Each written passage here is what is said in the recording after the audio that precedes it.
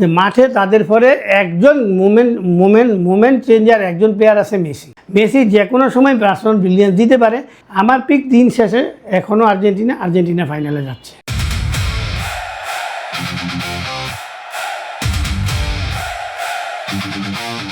Latin আমেরিকার 3টা দেশের খেলা আমার কাছে খুব ভালো লাগে, আর্জেন্টিনা, ব্রাজিল, কলম্বিয়া। আমি অ্যালফাবেটিক্যালি বললাম ABC। এখানে আবার কেউ মনে করেন না যে আমি আর্জেন্টিনা সাপোর্টার বলে আগে আনছি বা ব্রাজিলকে আমি পিছনে নিছি, জিনিসটা এরকম না। আর্জেন্টিনার মূল স্কোয়াডের শক্তিটাই তাদের এত ধরনের মিডফিল্ডার মনে হয় অন্য কোনো দেশের মিডিয়া আপনি দেখবেন না। আপনি কারেন্ট স্কোয়াড সম্বন্ধে একটু দেখেন, এখানে একদম ট্রেডিশনাল ডেস্ট্রয়ার আছে number 6 DM, deep lying mid আছে, বক্স টু বক্স মিড আছে, এবং সবচেয়ে বড় যে অ্যাডভান্টেজ সেটা হলো নাম্বার 10 একজন আছে। আমি মেসিকে বাদ দিয়ে বলতেছি, নাম্বার 10 অপারেট করার মতো প্লেয়ার আছে। এরা টেকনিক্যালি খুবই টপ নচ।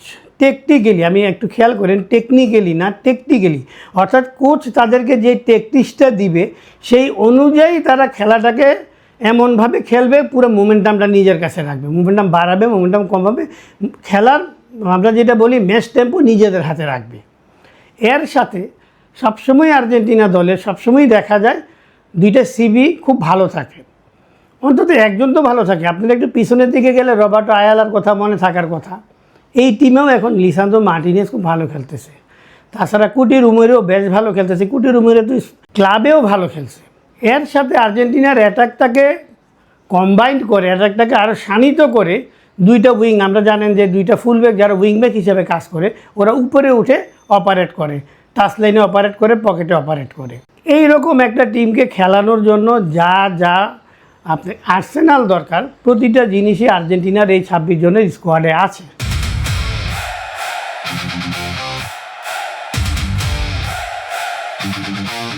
স্কলারি সম্পর্কে একটু বলি, টেকনিক্যালি উনি খুবই ফ্লেক্সিবল, ওনার পছন্দের কোনো পছন্দের কোনো ফরমেশন নাই। ওপোনেন্ট দেখে উনি ওনার ফরমেশন রেডি করেন, খেলা গেম টু গেম চেঞ্জ করেন। ইংল্যান্ডের খেলা খুবই ফাস্ট, গতিময় ফুটবল ওরা খেলে, ওরা 2 উইং ধরে খেলে। টুখেল যেটা করে হাফ স্পেসে খেলে, হাফ স্পেসে ছোট 3টা ত্রিভুজ করে ওই জায়গায় অ্যাটাক বিল্ড আপ করে। টুখেল খুবই আপনার অ্যাগ্রেসিভ, যাকে বলে অ্যাগ্রেসিভ, এই প্রেসিংয়ে খেলে, কাউন্টার প্রেসিংয়েও টুখেল অ্যাগ্রেসিভ। এইগুলোকে মাথায় রেখে স্কলানিকে সেমিফাইনালের স্টার্টিং 11 রেডি করতে হবে।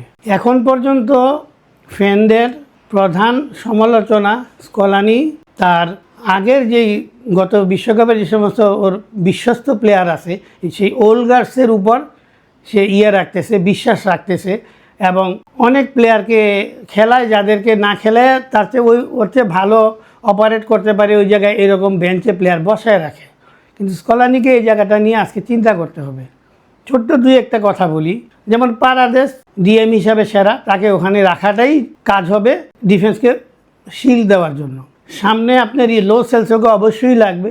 লো সেলসে এমন একজন প্লেয়ার যে 10 নাম্বার 10 হওয়ার মতো যোগ্যতা রাখে, নাম্বার 10 পজিশনে সে অপারেট করতে পারে, সামনের দিকে বাড়তে পারে, বা পায়ে তার ভালো কাজ আছে। এই জায়গাটাকে সে সামনের দিকে এই জায়গাটা দিয়ে তার এই এজিলিটি দিয়ে সে উপরের দিকে করবে। দুইটা ফুলব্যাক নিয়ে এবার একটু সমস্যা আছে। এই যে সিমিওনিকে বসায় রাখে, সিমিওনি খুব সুন্দর উপরে ওভারল্যাপ করে, এবং আপনারা জানেন যে আর্জেন্টিনার খেলার এই 2 উইংব্যাক উপরে উঠে ওভারল্যাপ করা এবং বক্সে ক্রস করা, কাটিং করা, এইগুলা আর্জেন্টিনার টোটাল ম্যাচের জন্য খুব জরুরি। এখন এগুলো যদি না করে তাহলে আর্জেন্টিনা এমনিই তার 2টা উইং 2টা ডানা কাটা হয়ে যায়, যেই জায়গায় অ্যাডভান্টেজ নিবে ইংল্যান্ড। এই আর্সেনাল আছে আর্জেন্টিনার ডিসপোজালে, স্কলানির ডিসপোজালে, এটা ইউজ করা উচিত। মদিনা একটা খেলায় ভালো খেলছিল, সামনে ওভারল্যাপ করছিল, মেসিকে একটা দিছিল, অপোনেন্ট বক্সে গিয়ে একটা অ্যাসিস্ট করছিল, মদিনাকে রাখা যায়।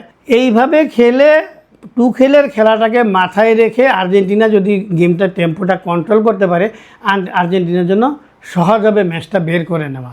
আমি ক্লিয়ার কোনো ফেভারিট কাউকে বলবো না, 2 দলেরই সমান সম্ভাবনা আছে। ইংল্যান্ডের আপফ্রন্ট যেমন খুবই কাজ করতেছে, এবং তাদের যে কেমিস্ট্রিটা আছে, যেমন এক পাশে আপনার এই যে এক পাশে সাকা আছে, আর এক পাশে আপনার এই যে নিউক্যাসলের যে প্লেয়ারটা ও আছে, ওদের সাথে ইয়ার যে বন্ডিংটা হয়েছে, এই কেইন এবং ইয়ার যেই বন্ডিংটা হয়েছে, একে বলে বেলিংহামের যে বন্ডিংটা হয়েছে, এই বন্ডিংটাকে এইরকম ঠিক এই স্টেজের একটা বন্ডিং আর্জেন্টিনার মিডের সাথে আর্জেন্টিনার সামনের ফরওয়ার্ডে লাগবে। লাউতারো মার্টিনেজ আছে, পিছনে হুলিয়ান আলভারেজ সেকেন্ড স্ট্রাইকার আছে। এই বন্ডিংটা ধরে আর্জেন্টিনা খেলাটা আগাইতে হবে, তাইলে আর্জেন্টিনার জন্য ম্যাচটাকে শেষ পর্যন্ত নিয়ে যাওয়া, খেলা বাইর করা না, নট নেসেসারি 90 মিনিটে খেলা বাইর করতে হবে। আর্জেন্টিনা অলরেডি 2টা ম্যাচ খেলছে, 120 মিনিটে কীভাবে খেলা বার করতে হয় এই জিনিসটা তাদের এখন মোটামুটি জানা আছে। সেটাও যদি না হয়, দিবু তো আছেই একটা বড় ফ্যাক্টর। আর্জেন্টিনার সবগুলা স্কলানির উচিত সবগুলা ABC প্লেন ABC সবই মাথায় রেখে চেষ্টা করা। প্লেন এতে গেল যে আমরা 90 মিনিটে এইভাবে জিতবো, না হইলে আপনার একটু প্লেয়ার সাব করে দেখতে পারে হয় কি না, 120 মিনিট হয় কিনা, না হইলে আপনার শেষ পর্যন্ত আছে 3টা স্টেজে 3টা প্লেন ইয়ার মাথায় রাখার মতো সুবিধা আছে স্কলানির, যেটা টাসেলের কম আছে। ঐতিহাসিকভাবে ইংল্যান্ড আমরা আমাদের দেখায় সবসময় ওরা টাইব্রেকারে গিয়ে হারে, এই সমস্ত নকআউট স্টেজের সামনে, হয় কোয়ার্টার ফাইনাল নয় সেমিতে, ওরা এই জায়গায় হারে। তো এই জায়গাটাকে অ্যাডভান্টেজ নিতে হবে আর্জেন্টিনাকে। আমি চাই স্কলানি, বা আমি শুধু চাই না, সব সমর্থকরাও চায় স্কলানি আজকে একটা পারফেক্ট একটা স্টার্টিং 11 দেখ, সেটা নিয়ে খেলাটা আগাক, ম্যাচ টেম্পোটা নিজের কাছে রাখুক। আর্জেন্টিনার মিডে এত রকম আছে, মানে ফিচার আছে যেটা অন্য কোনো টিমে নাই। স্কলানিকে এটাকে খুব একদম প্রিসাইসলি ইউজ করতে হবে, প্ল্যান ওয়াইজ ইউজ করতে হবে। সে যদি মনে করে না আমি এই লোসেলসোকে পরে নামাবো, অন্য কাউকে দিয়ে এটা খেলাবো, হ্যাঁ করতে পারে। তার টেকটিক্স অনুযায়ী সে যখন বদলাবে, গেমটা ওইভাবে বদলাবে, আর্জেন্টিনা খেলা বাইর করার সুবর্ণ সুযোগ আছে। ইংল্যান্ডের আপফ্রন্ট খুবই ভালো খেলতেছে, তাদের 2 উইংয়ের সাথে সামনের 2 স্ট্রাইকার এবং পিছনে বেলিংহাম, এদের সাথে বন্ডিংটা অত্যন্ত সুন্দর হইতেছে। ন্যাচারালি ইংল্যান্ড তো হিট অ্যান্ড রানের দেশ, আপনারা জানেন সে 80 দশকে হিট অ্যান্ড রান ফুটবল খেলতো, ওরা স্পিডি ফুটবল খেলে। সেই স্পিডি ফুটবলটার এখনকার যে আপডেট ভার্সন সেটাই ওরা খেলে। ইপিএলের ম্যাচ যারা দেখছেন তারা জানেন যে ইপিএলের খেলাগুলো কী পরিমাণ ফিজিক্যাল হয় আর কী পরিমাণ স্পিডি হয়। তো ইংল্যান্ড এই টিমটা মোটামুটি ইংল্যান্ডের এই টিমটাই এখানে আছে। ইপিএলের খেলা ইংল্যান্ডের এই টিমটা টুখেলে এই খেলাটাই খেলাইতেছে, প্রচণ্ড স্পিডি খেলা খেলে। সাথে টুখেলের সাথে আপনার টুখেলের সে আছে আপনার যাকে বলে যে প্রেসিং, খুব হাই ইন্টেন্সিভ প্রেসিং ওরা করে, এবং বল ছুটার সাথে সাথে প্রচণ্ড আপনার কাউন্টার প্রেসিংয়ে যায়, এটা আছে। বিল্ড আপের কথা একবার বলছিলাম যে সবচেয়ে সুন্দর বিল্ড আপ যেটা টুখেল এবার দিয়েছিল, একটা মাস্টার স্ট্রোক দিয়েছিল, সেটা হলো ক্রোয়েশিয়ার সাথে আপফ্রন্টে গিয়ে 2 সাইডকে দুইটা ত্রিভুজ করে ওইভাবে ও বলটা অপারেট করে ভিতরে ঢুকাইছিল। টুখেল আজকেও এমন কিছু মাস্টার স্ট্রোক দিতে পারে। আর টুখেলের একটা খেলা হলো সে যখন অ্যাটাকে যায়, ফরমেশান তো চেঞ্জ হয়, দেখবেন যে 5 জন অফেন্স চলে গেছে।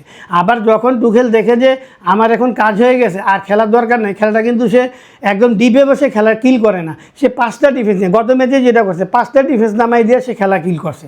টুখেলের খেলা কিল মরিনিওর মতো না যে ডিপে বসে গেলাম আর বাস পার্কিং করলাম, বা এই যে আগেই টুখেলের আগে যেই করছিল আপনার এই যে সাউথগেটের মতো এরকম ডিপে বসে সে করে না, সে মাঠের দখল রাইখা তা ওইটার মধ্যে সে নেগেটিভ খেলা খেলায়।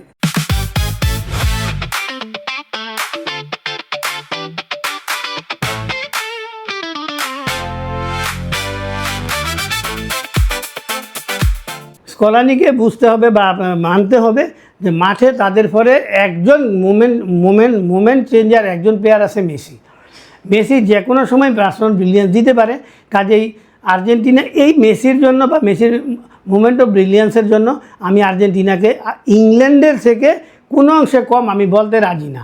যদি এই স্কোয়াডে যদি মেসি না থাকতো তাহলে আমি বলতাম যে হ্যাঁ ক্লিয়ার একটু 1-1.5 পা বেশি সামনে আসে, এজে আছে ইংল্যান্ড। কিন্তু আমার কাছে নেক টু নেক এই কারণে, যেহেতু আর্জেন্টিনার মিডের ফিচারগুলো আমি বলছি সবই বলছি, একটা এক্সপেক্টর আছে মেসি, যে এই বয়সে এখনও মেসি উইথ বল যখন রান করে তাকে ঠেকানোর মতো, ফাউল করা ছাড়া ঠেকানোর মতো 1-to-1 কোনো প্লেয়ার এখন পর্যন্ত নাই।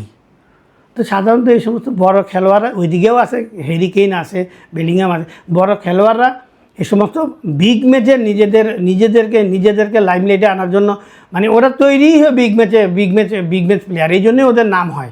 তো মেসি নিশ্চয়ই আশা করি জ্বলে উঠবে, আর্জেন্টিনা সাপোর্টারদেরকে হতাশ করবে না। এবং আমার পার্সোনাল পিক এইরকম ইয়ার পরেও আমার পার্সোনাল পিক আর্জেন্টিনা ফাইনালে যাচ্ছে, যেহেতু আর্জেন্টিনা 90 মিনিট পর্যন্ত খেলাটা টেম্পো ধরে রেখে খেলতে পারে, 120 মিনিট পর্যন্ত খেলা বাইর করছে। এবং সর্বোপরি যে দিবু মার্টিনে যদি টাইপে করা যায়, দিবু একটা বিরাট ফ্যাক্টর।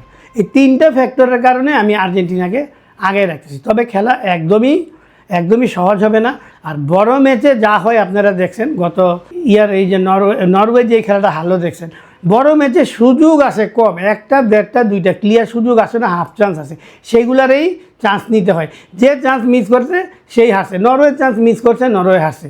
ইংল্যান্ড যে ভালো খেলছে তা না, ইংল্যান্ডের ডিফেন্স একদমই শেকই ছিল। টুখেলের এই সম্পর্কে, স্কোয়াড সম্পর্কে অনেক কথা ছিল, এবং এটা গত ইংল্যান্ডের গত ম্যাচে একদম পরিষ্কার হয়েছে। যেমন পিছনে আপনার মেগুয়েরের মতো একটা মানে আপনার কি বলে যে একটা নেতা দরকার ছিল, সেটার অভাব বোঝা গেছে। মেগুয়ের না থাকাতে ডিফেন্সটা কেমন শেকই ছিল। একই জিনিস বলা যায় রাইট পাশে ননি মাদুয়েকের নামানুমানি একদমই মানে সময়ের অপচয় করা, মানে তার এই পজিশানটার অপচয় করা। শাখা যদি সামনে থেকে পুরো খেলা খেলতে পারে তাহলে ভালো, না হয় এই জায়গায় যে কোনো দিন অ্যাট এনি গিভেন ডে এই জায়গায় হাফ ফিট পালমারও এর থেকে ভালো খেলতো। যাক, স্কোয়াড চলে আসছে, খেলা সেমিফাইনালে চলে আসছে, পিছনের আর এই সমালোচনা করে লাভ নেই, এটা নিয়েই সামনে যেতে হবে। আর্জেন্টিনাকে বলবো, স্কলানির কাছে শুধু এটুকুই বলবো, আপনার ডিসপোজালে যা আছে, আপনার পসিবল বেস্ট আপনার আর্সেনালগুলো ইউজ করেন, ওয়েপন্সগুলো ইউজ করেন। টুখেল ম্যাচের মধ্যে মাস্টার স্ট্রোক দিতে জানে, এটা মাথায় রাখেন। আর ইংল্যান্ডকে বলবো, আপনারা যদি মনে করেন যে আর্জেন্টিনা একটু পিছনে আছে, তাইলে আপনারা যদি একটু ফুরফুরে মেজাজে খেলতে যান, তাইলে আপনাদের ভুল করার সম্ভাবনা আছে। আমার পিক দিন শেষে এখনও আর্জেন্টিনা ফাইনালে যাচ্ছে।